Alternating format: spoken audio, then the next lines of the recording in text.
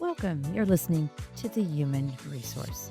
My name is Pandy, and we're thrilled to have you here. I wanted to talk today about emergency response plans. Uh, Several years ago, we did a show. Actually, it was one of the very first we had done on a podcast about the importance of having an emergency response plan. And some of you jump all over it and know the value and see the value. Others of you, I still hear oh, we're too small. We don't have to worry about it. Nothing ever happens here. But the dilemma is we're in a different world now. We're we're in a world that none of us are prepared for, and none of us really know what to expect from moment to moment. And we're also seeing a lot of newer individuals coming into management and into authoritative positions. And with that said, we really need to make sure that everyone understands their role and what can happen when things go south, when things get off balance and no one's in control. And yet we need to be in control. And that's when an emergency occurs. So I have a list of things here I want you to really think hard about. And again, a couple of weeks ago, we talked about fourth quarter audits. And I probably should have wrapped the show around those several weeks, but actually, it didn't come up till now. And I thought, "Yeah, I'm still going to try to fit it in. It's not a bad thing to even work on in first quarter, especially with the bad weather coming. It's almost winter, and you're going to have closures. So whether you have a policy in your handbook or not, go back and discuss with senior leadership, how do we want to communicate if we have to have a closure? And it doesn't matter what kind of closure. It's if it happens, how are we going to conduct this? How are we going to communicate? Are we going to pay it? Are we not going to pay it? And, who do they call if they're not able to get in because of the roads? These are all things that we talk about sometimes and think that we can handle them. And then when somebody does their own thing and it's different than what we would have expected, well, if we didn't give them the guidelines, if we don't have a policy by which for them to follow, what do you expect? So think about that. If we have to close the building, or if the roads are too bad and we're going to eventually have to close early, something of that order, think about it. And then I just had a company call me the other day and said, we've got an electrical outage. What are we supposed to be doing? Are people supposed to be staying in the building? Are we supposed to find work for them?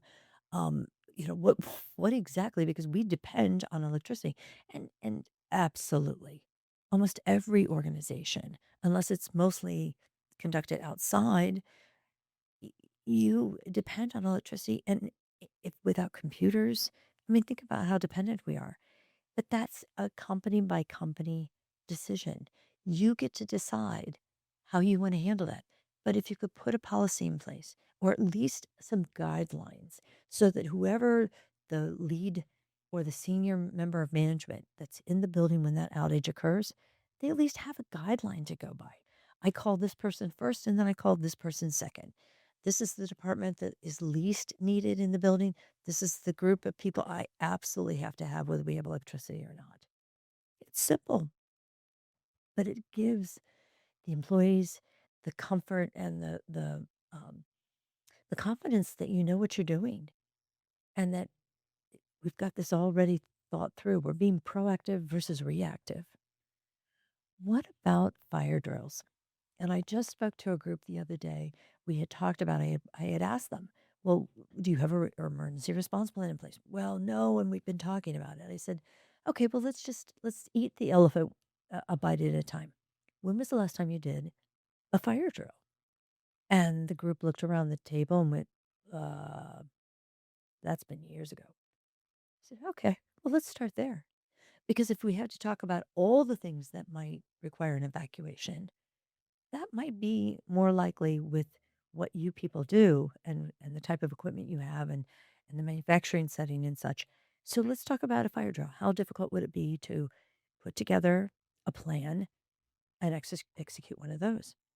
And while you're at it, do we know how we would our alarms? system would be, how we would notify the employees to evacuate and where will they evacuate. And it was wonderful. They put together a safety committee. They walked it through verbally and then they did a fire drill and told me afterwards it went beautifully. But they learned that the place they had established as the gathering spot was not practical and that it probably would be where all the emergency equipment would be. So they actually learned something by doing the exercise.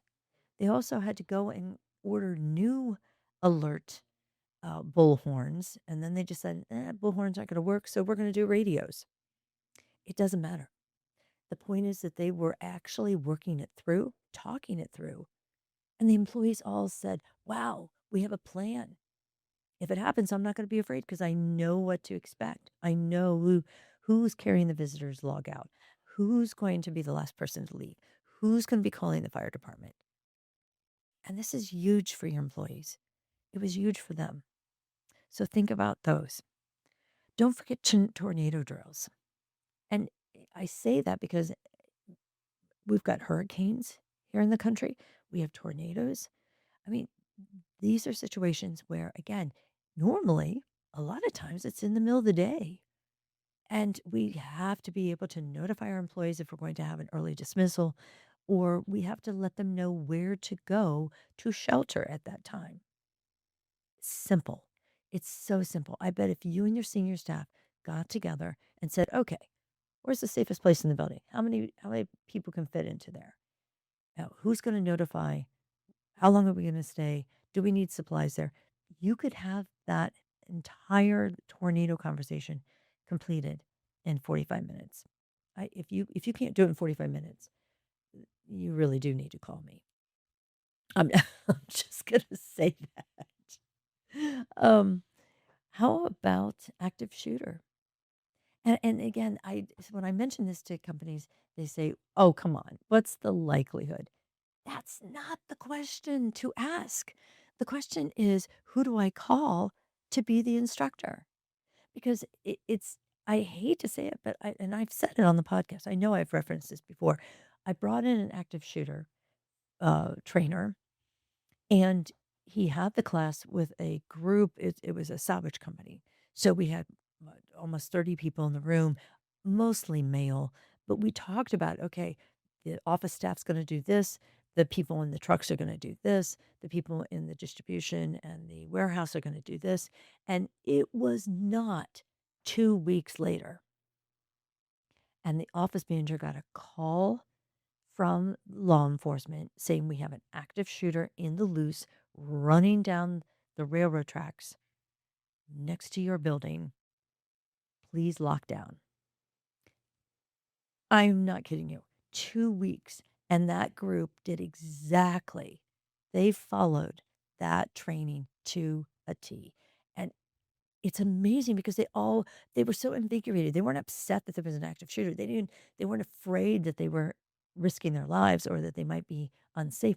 They felt so empowered by the knowledge of what to do that they still mention it every so often. And who's to say it won't happen to you and your team? Training is good. It's meant for proactive reasons. It is not meant to add chaos. It's not meant to suck up more of the time, what little time you guys have. It's to prepare yourselves for the unknown. And right now, life's offering us lots of unknowns. My last suggestion is, do you have a plan for a medical emergency? And the reason I say this is so many times I will get a call from a company and they'll say, "Yeah, we had somebody drop on the floor and they're an epileptic. We didn't know that they had epilepsy and we didn't know what to do." Diabetics will do the same thing to you guys.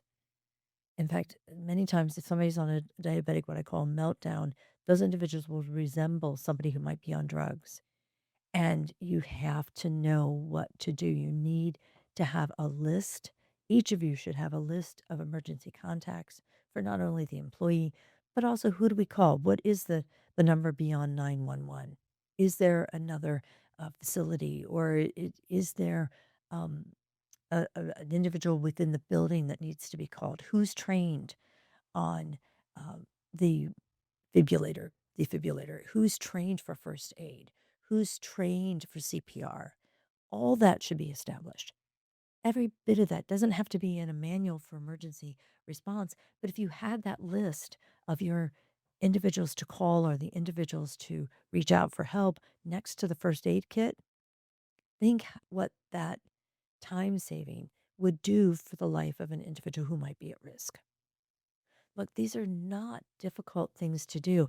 And if you go onto OSHA's website, you're going to find all sorts of forms and documents and it's templates to help you put together a very formal emergency response plan, which all of you need.